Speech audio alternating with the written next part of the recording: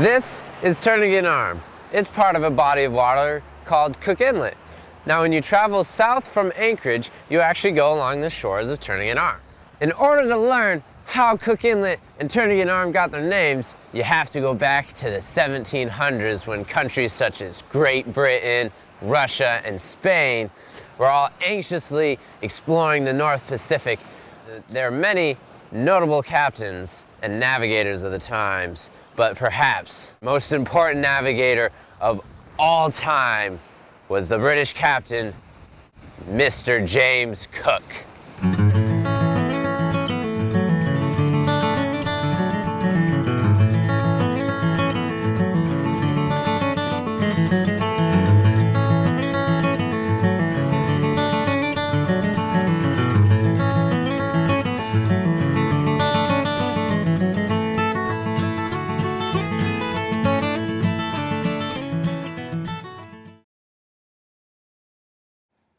You're right, Matt. Captain James Cook is considered to be one of the greatest navigators of all time.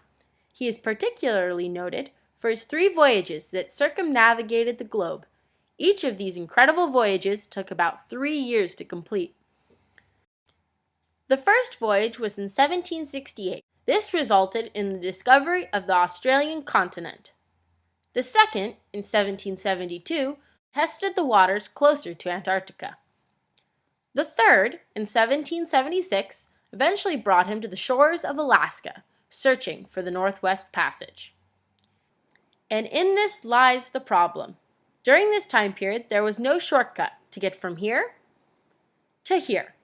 North and South America were in the way. Now, the North American continent had not fully been explored yet, so the reasoning was this: there must be some way, a shortcut, some passage through the North American continent to get from Europe to the Pacific. There must be a Northwest Passage.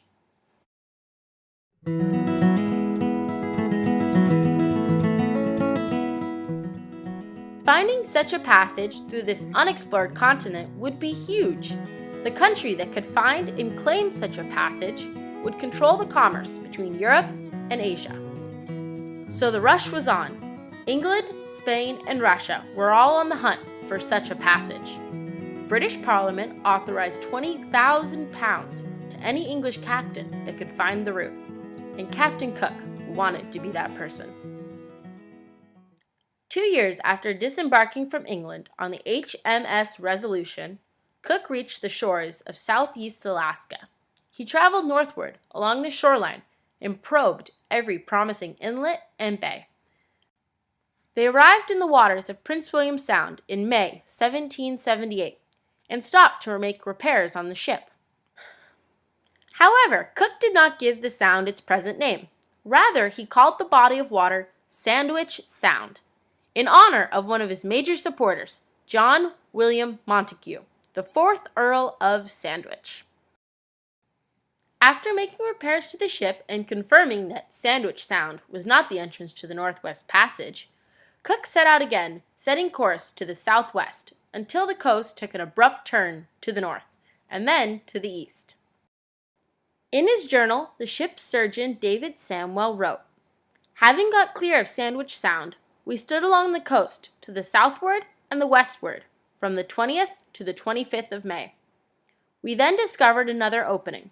This opening in the land appeared to be promising, and as we continued our course to the northward and the eastward, we find the passage still open."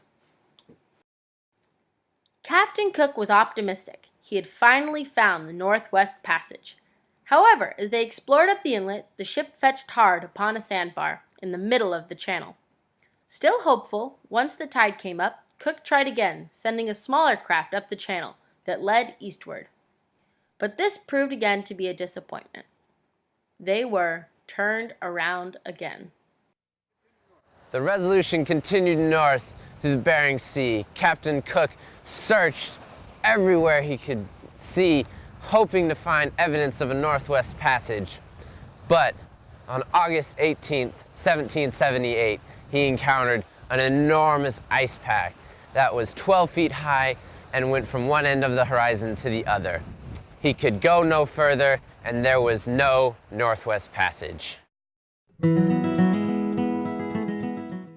They arrived in the waters of Prince William Sound in May 1778 and stopped to make repairs on the ship.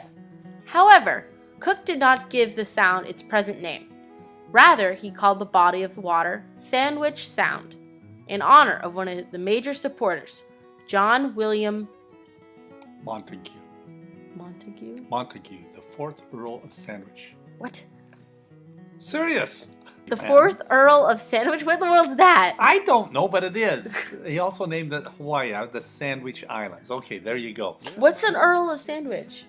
I don't know. It's a buddy of his. However, Is Sandwich like a place? yes, well, it's a What's an it's Earl? a title, like a king, only not that high. Maybe just a little low-life king. However, You are an Earl of Sandwich! Okay. Sorry, this sounds really stupid.